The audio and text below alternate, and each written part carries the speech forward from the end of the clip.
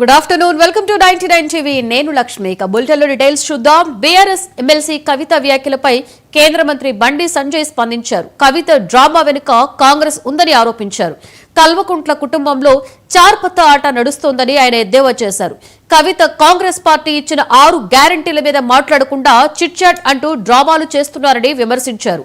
రానున్న ఎన్నికల్లో తెలంగాణలో బీజేపీ అధికారంలోకి రావడం ఖాయమని ఎంపీ ధీమా వ్యక్తం చేశారు. బీఆర్ఎస్ బీజేపీ కలిసేదే లేదని ఆయన స్పష్టం చేశారు.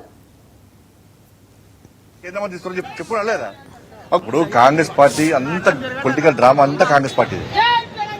ఆ కవితక్క విషయం కూడా కాంగ్రెస్ పార్టీదే. కల్వకుంట్ల ఆర్ట్స్ క్రియేషన్స్ ఆధ్వర్యంలో సినిమా నడుస్తుంది తెలంగాణ రాష్ట్రంలో. ఇప్పుడు 3 పత్తా అన్నాము చూసి చాలా మంది 3 పత్తాల ఇప్పుడు 4 పత్తా ఆట నడుస్తుంది తెలంగాణ రాష్ట్రంలో.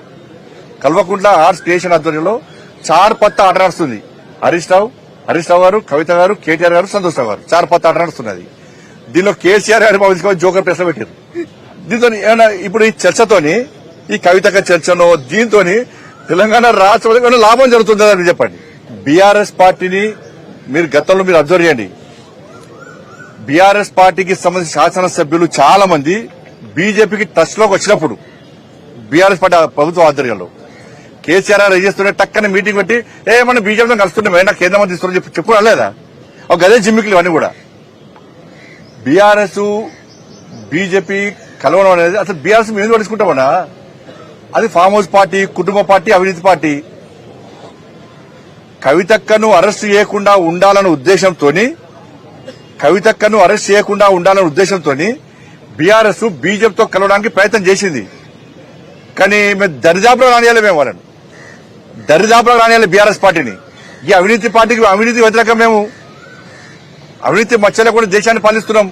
16 రాష్ట్రాలు 16 రాష్ట్రాలు అవినీతి మచ్చలేని ప్రభుత్వాలను కొనసాగిస్తున్నాం. మేము దాని వ్యతిరేకం, మేము కుటుంబ పాలనకు వ్యతిరేకం. మేము ఈ దేశంలో కాంగ్రెస్ పార్టీ కుటుంబ పాలన వ్యతిరేకంగా ఫైట్ చేస్తున్నాం.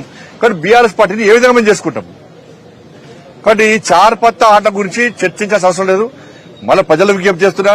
ఇప్పుడు కాంగ్రెస్ పార్టీ అంత పొలిటికల్ డ్రామా అంతా కాంగ్రెస్ పార్టీదే. ఆ కవితక్క విషయం కూడా కాంగ్రెస్ పార్టీదే.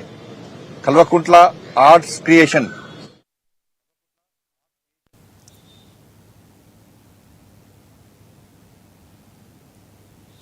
వేములవాడ రాజన్న ఆలయం